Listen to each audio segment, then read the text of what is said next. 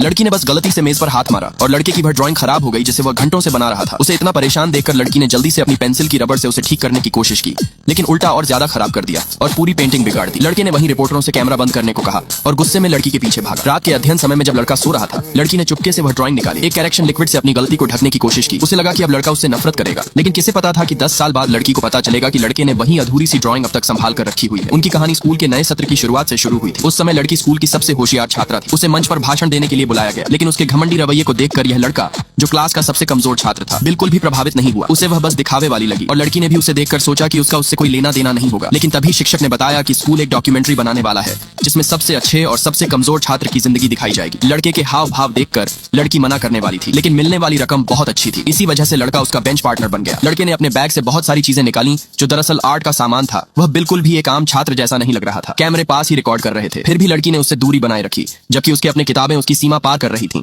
लड़की के सख्त स्वभाव के कारण लड़का उसे परेशान करने की हिम्मत नहीं करता था, लेकिन एक बार गलती से उसने उस पर सॉस गिरा दी। माफी मांगते ही लड़की ने गुस्से में उसी सॉस का पैकेट दबाकर उसे पूरा गंदा कर दिया। इसके बाद लड़का उससे दूर रहने लगा, लेकिन खेल की क्लास में लड़की ने उसे पकड़कर अपने सामने कर लिया और खेल एक तरह से बचाव का खेल बन गया। कई बार गेंद लगने से लड़का चक्कर खा गया। जब एक तेज गेंद आई तो वह झुक गया और गेंद सीधा लड़की के माथे पर लगी, जिससे वह गिर गई। लड़के को बहुत बुरा लगा और उसने तुरंत हाथ बढ़ाकर उसे उठाने की कोशिश की, लेकिन लड़की ने उसका हाथ पकड़कर जोर से दबा दिया। उसी दिन लड़की ने देखा कि यह लड़का वही किताब पढ़ रहा है जिसे वह लेना चाहती थी। उसने उसे तुरंत लौटाने को कहा, लेकिन लड़के ने वही किताब बंद की और उसे तकिया बनाकर सो गया। लड़की ने गुस्से में किताब छीन ली ताकि उसे खुद लौटा सके, लेकिन लाइब्रेरी से निकलते वक्त उसने देखा कि खराब नंबर लाने वाला यही लड़का स्कूल में सबसे ज्यादा किताबें पढ़ता है और उसका ज्ञान उससे भी कहीं आगे है।